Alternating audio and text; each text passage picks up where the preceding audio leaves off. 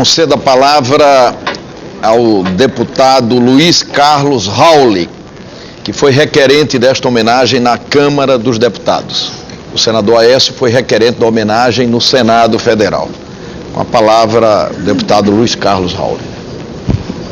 Excelentíssimo senhor presidente Renan Calheiros, excelentíssimo presidente Fernando Henrique Cardoso, teve a honra de ser líder, vice-líder em seu governo e o instituidor do Plano Real no Brasil durante o governo Itamar Franco. E aqui registro a presença de Djalma Moraes, representando a família Itamar Franco, e a satisfação de toda esta mesa aqui representada com os ilustres parlamentares, congressistas, líderes do meu partido, da Câmara e do Senado, e também, especialmente, Edmar Baixa, com quem tive a honra de conviver por muitos anos no início do Plano Real, e depois o Gustavo Franco, e a todos aqueles arquitetos do Plano Real nos idos do início da década de 90, quando eu estava aqui como parlamentar e pude presenciar toda essa luta. São 20 anos, meu caro Aécio e Mendes Tame, que em conjunto requeremos a sessão. Pensamos inicialmente em fazer duas, uma na Câmara, uma no Senado.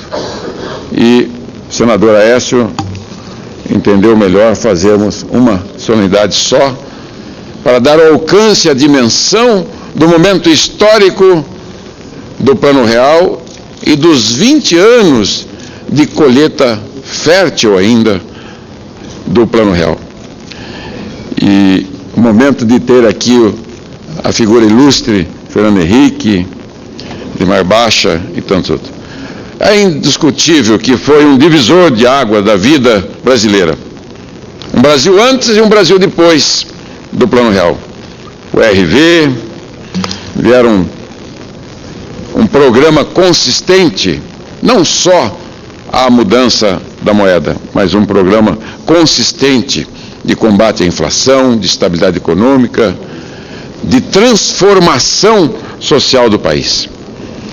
Eu até não ouso dizer a inflação acumulada nos 20 anos anteriores. Eu estou duvidando ainda da casa dos trilhões, tantos trilhões que deram. Eu ainda vou verificar esse número. Um número preliminar dá 94 trilhões. Mas, Gustavo Franco e Edmar, eu fiz essa conta, eu até... E o que o Real nos trouxe? Tantos planos econômicos, que o senador Aécio já citou aqui, não precisa citar novamente, como nos 15 anos, Fernando Henrique falava do Plano Real, na comemoração, o plano ajudou a consolidar a nação brasileira e a construir uma nova fase democrática. Nós já vimos conquistada a democracia, mas não sabíamos o que fazer com a economia, com a inflação, para produzir crescimento e distribuição da riqueza. As transformações encaminhadas pelo Plano Real refundam o poder público e político desse país. Um novo Estado brasileiro pós-nacional desenvolvimentista. A força e o alcance das medidas e dos conceitos implementados foram tão grandes que hoje, 20 anos depois, ainda colhemos seus frutos. É muito importante que a população brasileira esteja bem informada a respeito das transformações que ocorreram desde então. Não apenas para o justo reconhecimento ao esforço que foi feito, mas para não permitir que os fundamentos do Plano Real sejam abandonados, o que seria trágico para o país. Milhões de jovens ascenderam nesses anos todos. Eu calculo, presidente Renan, Fernando Henrique, mais de 60 milhões de jovens não participaram, não sabem o que foi esse processo, que nasceram quando eram jovens e nasceram depois. Continuam os prisioneiros do círculo vicioso do déficit crônico associado ao descontrole de preço. Mais uma vez, o descrédito da moeda. Choques e choques. O plano deu certo, está aí, muito certo. Não pode esquecer a inflação, que ela prejudica sobretudo os mais pobres, e que, portanto, nenhuma política de distribuição de renda teria eficácia sem o controle de preços. A inflação não é apenas uma doença que prejudica os mais pobres e destrói o poder de compra de todas as rendas, salários, juros, aluguéis e lucros. A inflação é a base de uma tragédia social. O grande Keynes dizia que, se quiser destruir uma nação, comece por destruir a sua moeda. A moeda desempenha na economia 3 funções essenciais: instrumento de troca, medida de valor, reserva de valor. Como instrumento de troca, a moeda permite a existência do mercado e os bilhões de trocas diárias, além de ser a base para a especialização profissional e a divisão do trabalho. Como medida de valor, é a moeda que expressa nos preços, permite à sociedade escolher como alocar os fatores de produção e, mais importante, estabelecer que quantidade produzir, como produzir e para quem produzir. Como reserva de valor, a moeda permite aos que desejam poupar parte do seu trabalho, deixando de consumir hoje para consumir amanhã, por meio das várias formas de poupança. A moeda é, portanto, a base mesmo do sistema capitalista e, de resto, de qualquer sistema econômico no qual haja especialização, divisão do trabalho e um mercado de trocas. A inflação e, sobretudo, a hiperinflação significa a destruição completa e total das funções da moeda, levando invariavelmente ao atraso, ao empobrecimento e aos conflitos sociais. Não se trata, portanto, de apenas controlar a inflação por causa dos males menores. O controle da inflação significa para a existência de uma nação o que o oxigênio significa para um ser vivo. Os trabalhadores, pequeno empreendedor, o homem do campo que tanto produz para alimentar a nação e alavancar a balança comercial, naquela época não havia esperança. Não havia perspectiva de futuro, porque junto com milhões de tantos outros brasileiros, os seus ganhos eram simplesmente moídos pela especulação inflacionária. Não só o plano ficou, nós ficamos só no plano.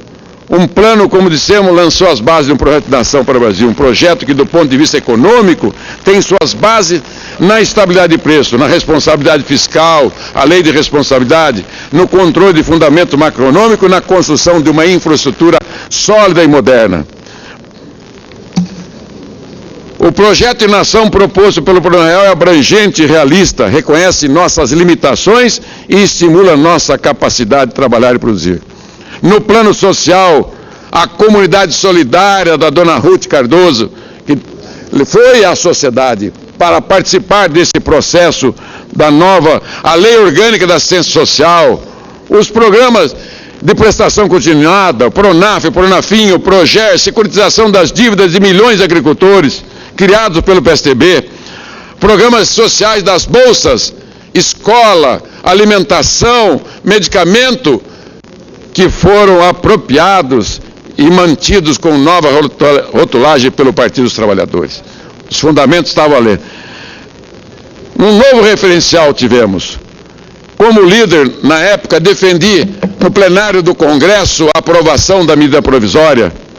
Mesmo vivendo um caos financeiro, o PT, justamente o Partido dos Trabalhadores, fez de tudo para impedir a criação do Plano Real. Aqui eles criaram uma verdadeira tropa de choque.